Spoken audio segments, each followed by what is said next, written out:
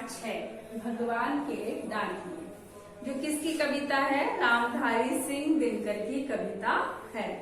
उसमें से हमने पहला जो पद है पाठ का वो हम पढ़ चुके हैं। कविता का जो पहला अंतरा है उसको हम पढ़ चुके हैं। कल के वीडियो में मैंने बताया कि आपको इसकी व्याख्या करनी है। आज वीडियो नंबर 3 अगला वीडियो है अपना। हम तो केवल यह आंकते और पानी बनकर गिरता है। देखो मैं एक बार पढ़ के सुना देती हूँ, आप अपनी किताबों में देखते रहिए और इसका अर्थ समझिए, फिर आपको इसकी व्याख्या करनी है। हम तो केवल यह आंकते हैं, हम तो केवल यह आंकते हैं कि एक देश की धरती दूसरे देश को सुगंध भेजती है और वह सौरभ हवा में तैरते हुए पक्षियों की पांखों पर तैरता है। पांखों यानी होते हैं पंख, पांखों मतलब पंख। पांखों पर तैरता है और एक देश का भाप दूसरे देश में पानी बनकर गिरता है। देखिए अब इसका हम अर्थ करेंगे। कवि रामधारी सिंह दिनकर कहते हैं हम तो केवल यह आंकते हैं। आंकते यानी अनुमान लगाते हैं। आंकते मतलब अनुमान लगाना। क्या होता है? अनुमान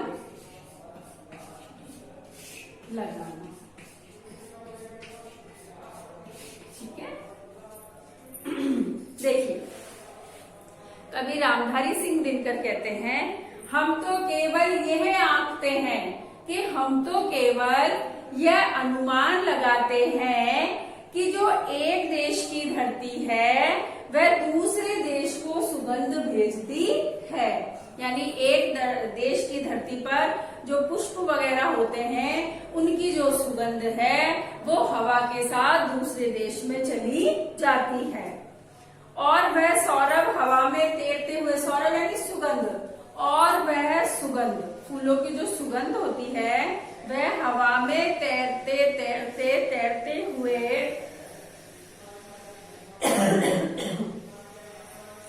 पक्षियों की पंखों पर, यानी पक्षी होते हैं उनके पंखों पर तिरता रहता है। क्योंकि यहाँ के पक्षी, अपने देश के पक्षी किसी दूसरे देश में उड़ करके जाएंगे तो वहां पता तो चलेगा ना कि भाई अपने यहाँ तो ऐसे पक्षी होते ही, ये दूसरे देश से आया है। तो उसके पंखों पर वो क्या करते हैं? तिरती रहती है सुगंध। अपने देश की सुगंध उसके पंखों पर तिरती रहती है।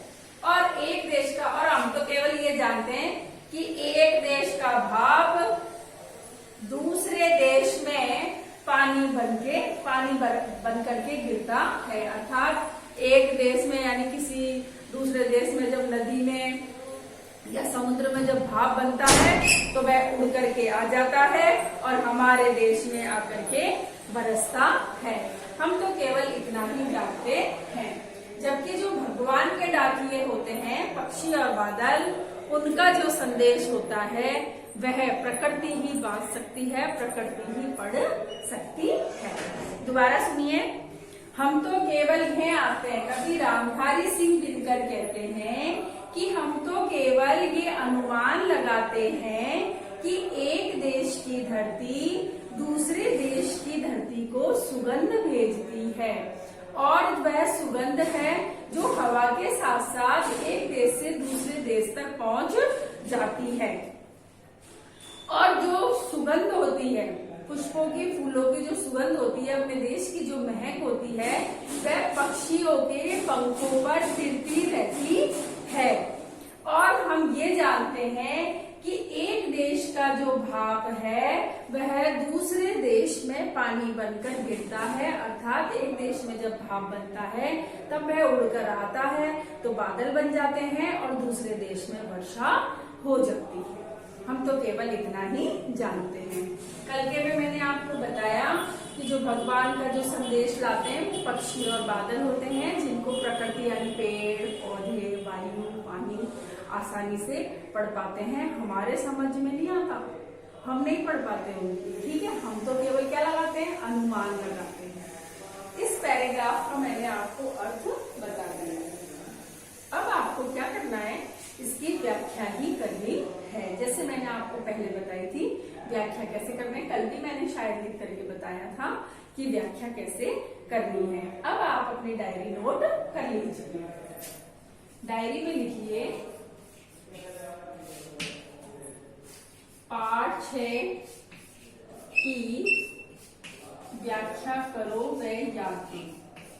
अब लिखूं क्या ऐसे बोर्ड पर, चलो मैं लिख देती हूँ। पाठ 6 की व्याख्या करो, जो बोर्ड पर, इसको ऐसे नहीं, इसको ऐसे भरो, फिर ऐसे ऐसे भरो। पाठ 6 जो बोर्ड पर समझाया गया है उसकी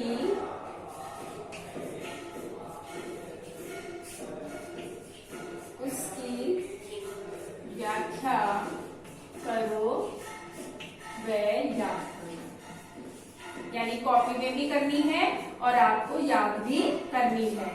कॉपी में भी करनी है और याद भी करनी है, क्योंकि मैं बहुत जल्दी अब आपका टेस्ट पेपर लेने वाली हूँ, इसलिए। ठीक है, आज अपना ये पाठ है भगवान के डाकिए कंप्लीट हो गया। अब इसका जो भी होमवर्क होगा वो मैं आपको व्हाट्सएप पे पीडीएफ के रूप में सेंड कर दूंगी। यदि कुछ समझ में नहीं आता है तो आप कमेंट करना, कमेंट नहीं कर सकते हो तो डायरेक्ट कॉल भी कर सकते हो। ठीक है, आज की क्लास में बस इतना ही, अगली क्लास में हम फिर मिलेंगे।